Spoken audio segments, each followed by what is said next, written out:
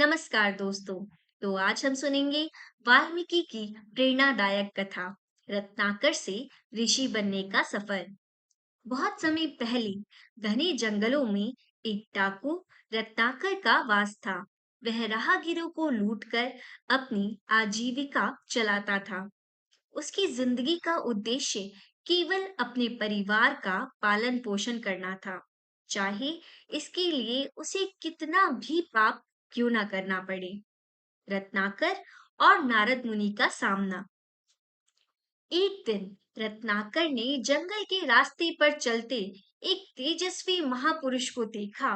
वे थे महर्षि नारद, जो अपने हाथ में वीणा लिए भगवान का नाम जपते हुए निर्भीकता के साथ आगे बढ़ रहे थे।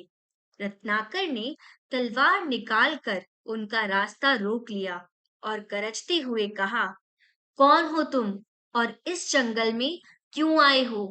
अपने पास जो कुछ भी है मेरे हवाले करो, वरना जान से जाओगे। नारद मुनि बिना डरे मुस्कुराए और बोले, हे पुत्र, मैं एक साधु हूँ। मेरे पास तुम्हारे लिए कोई धन दौलत नहीं है, लेकिन मैं तुम्हें ऐसा उपहार दे सकता हूँ जो तुम्हारे पूरे जीवन को बदल सकता है। रत्नाकर हंस पड़ा और कहा, मुझे तुम्हारे उपदेशों की कोई जरूरत नहीं है। मुझे जो चाहिए वह दो। नारद का प्रश्न और रत्नाकर की उलझन। नारद ने शांत भाव से पूछा, तुम यह पाप क्यों करते हो पुत्र?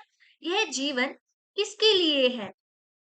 रत्नाकर ने उत्तर दिया, मैं अपने परिवार के लिए यह सब करता हूँ। उन्हें भोजन और सुरक्षा देने के लिए यह जरूरी है।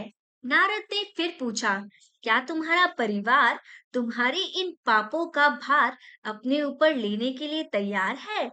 क्या वे तुम्हारे साथ नरक में जाएंगे? रत्नाकर हंसते हुए बोला, यह तो स्पष्ट है कि वे मेरे साथ होंगे। मैं उनके लिए यह सब करता हूँ। नारद ने कहा, अच्छा, तो जाकर उनसे यह सवाल पूछो। यदि वे तुम्हारे पापों में तुम्हारे साथ हैं, तो मैं यहाँ से चला जाऊंगा। लेकिन यदि ऐसा नहीं है, तो तुम्हें अपने जीवन के बारे में सोचना होगा। रत्नाकर का परिवार से संवाद। रत्नाकर अपने परिवार के पास गया और उनसे पूछा, मैं जो कुछ भी करता हूँ वह तुम सबके लिए करता हूँ। मैं दूसरों को लूटता हूँ ताकि तुम सब सुखी रह सको।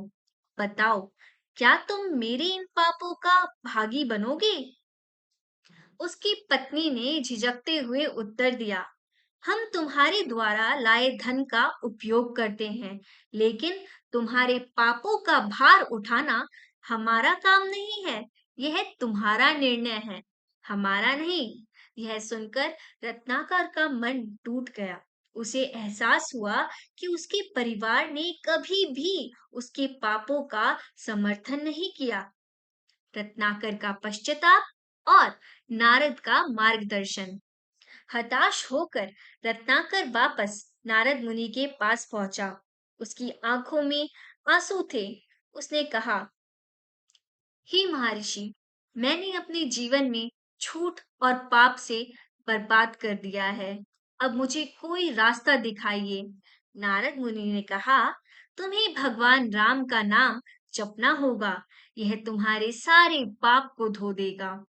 रत्नाकर ने कोशिश की, लेकिन उसकी जीभ राम शब्द को ठीक से बोल नहीं पा रहे थे। नारद ने उसे उपाय सुझाया, तुम मरा शब्द का जाप करो। इसे बार बार दोहराने पर यह राम बन जाएगा। तपस्या और परिवर्तन। रत्नाकर उसी क्षण वहीं बैठ गया और मरा मरा मरा का जाप करने लगा। धीरे धीरे उसका मन शांत हो गया और वह ध्यान में डूब गया। उसकी साधना इतनी गहन थी कि वर्षों तक उसे समय का भान नहीं हुआ। उसके चारों ओर दीमकों का घर बन गया, लेकिन वह अडिग तपस्या करता रहा। वाल्मीकि का जन्म। उसकी तपस्या से प्रसन्न होकर देवताओं ने उसे आशीर्वाद दिया और कहा, तुम अब वाल्मीकि कहलाओगे।